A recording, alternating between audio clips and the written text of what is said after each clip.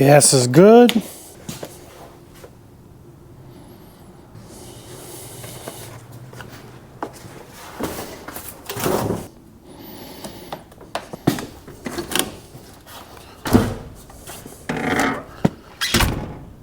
What do we have here?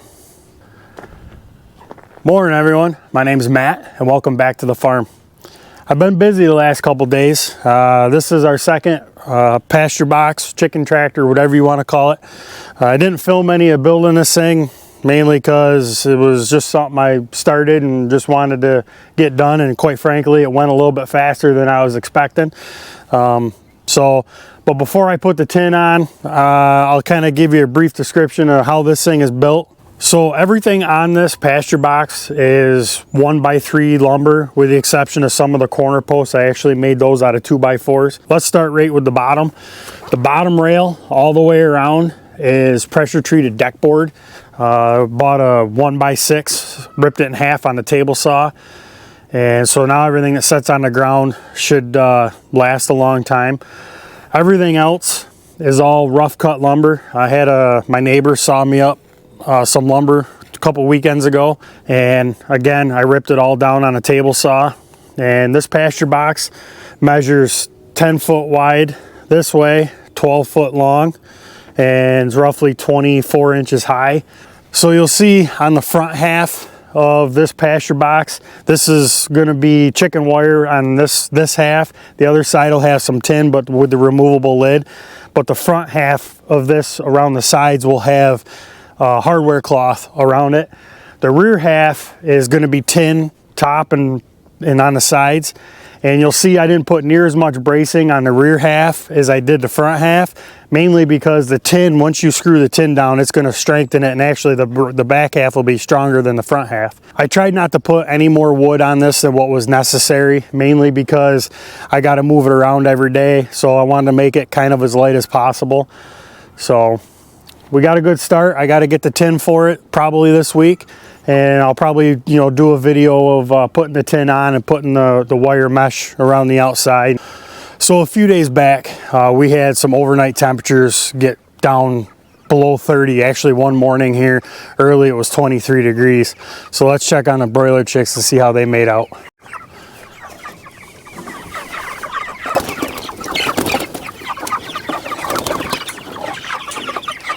So this group of broiler chicks fared really well. The cold didn't seem to bother them at all.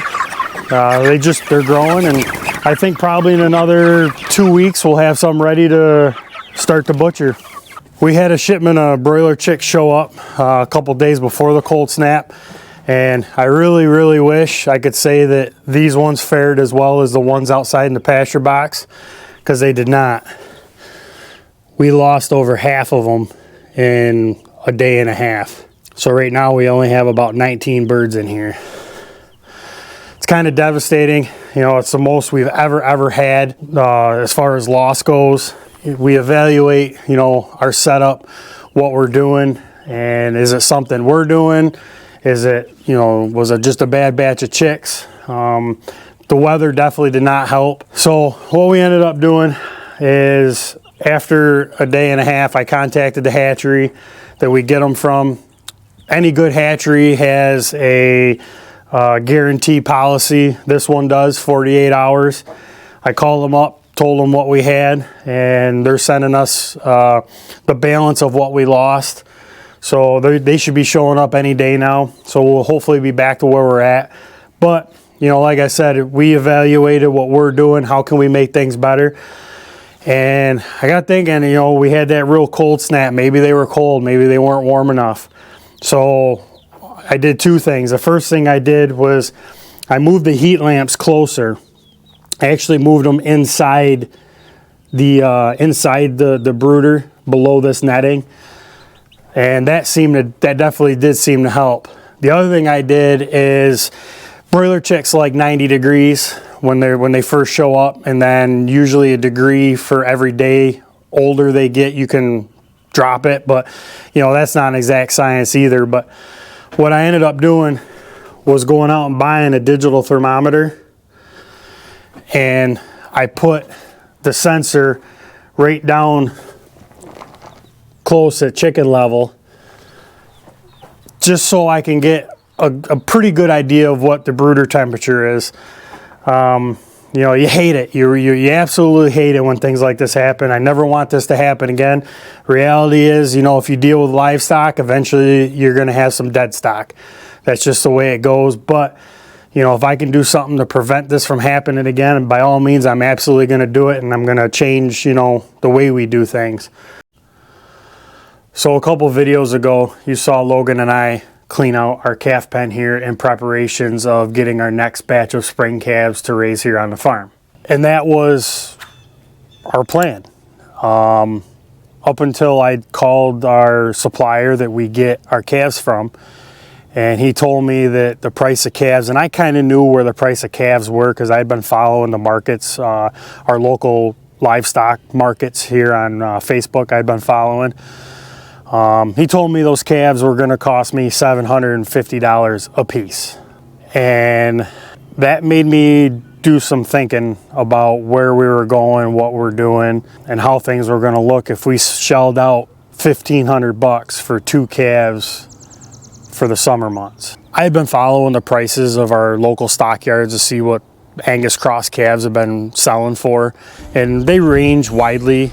But quite frankly, when I called, you know, my supplier and inquired about price on some calves, I was really shell-shocked. So that made me look at some things and where our expectations for the farm were this year.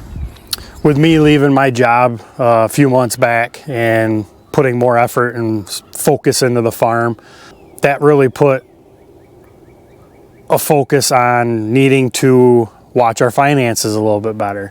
We have a wedding coming up here in August. I got a tractor that I need to finish restoring because that is going to be part of the wedding. So that needs to get done. And just your normal living expenses and how we want to grow the broilers and some things we want to do with the egg chickens. You know, it made me look at the price of the cows and say, you know what, that $1,500, I think I can utilize that better elsewhere right now on the farm. And, you know, buying those calves now is going to set me up for the fall of 2025. So it's going to be 18 months before I even see a return on those calves as it is. So we're set with our beef through this year and into the spring of next year. So after talking with Stacy about it, we decided to hold off because, you know what, we can use that money elsewhere to do other things with the farm that we want to, that are going to make us more money sooner than those 2 calves are.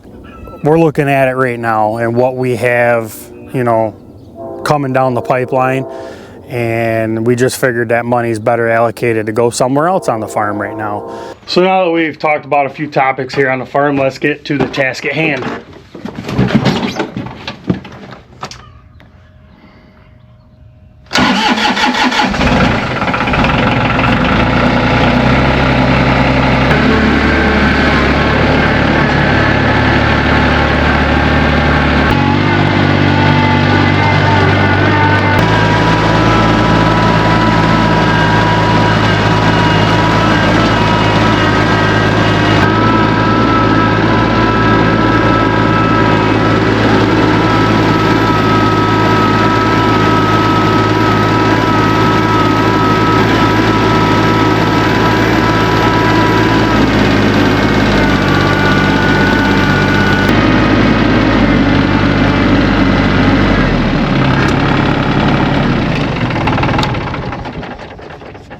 I'm up in our 10-acre hay lot, and we got a bunch of trees down all along the hedgerows. I think there's like 5 or 6 of them. So it's finally dried out enough, I think, that I can get up here and get a lot of these pushed off without making too much of a mess or rutting the field up, and see if we can make some progress getting that done.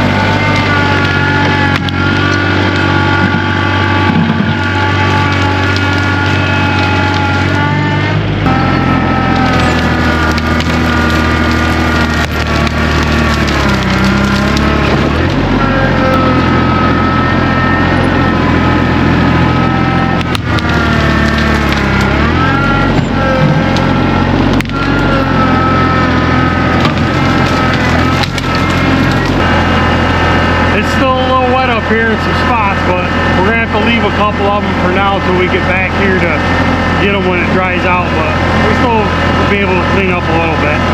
There's one of my tree stands.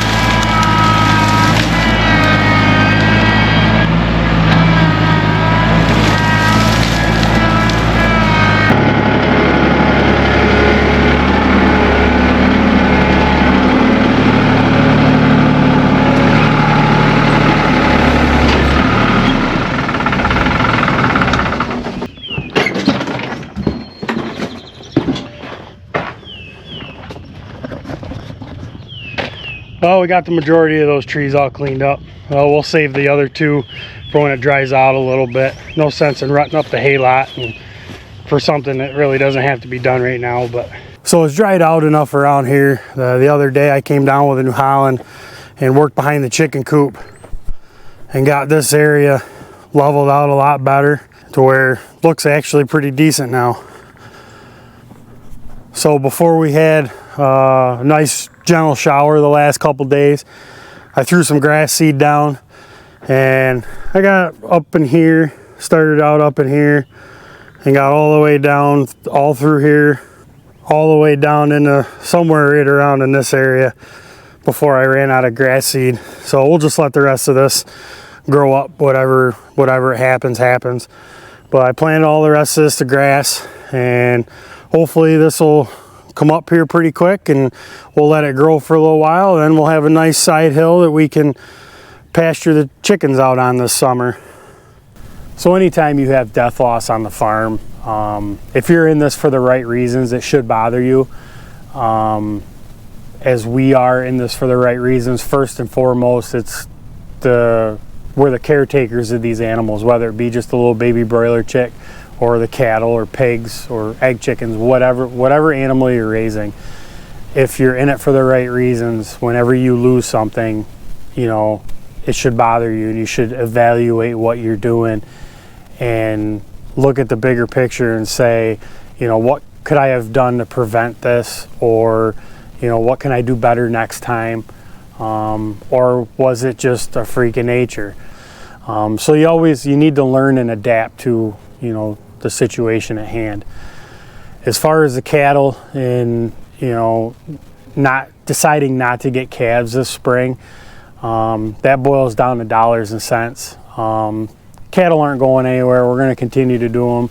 It's just, you know, we're in the mindset of what's going to give us the quickest return on our product, because in the end we're a farm to make money.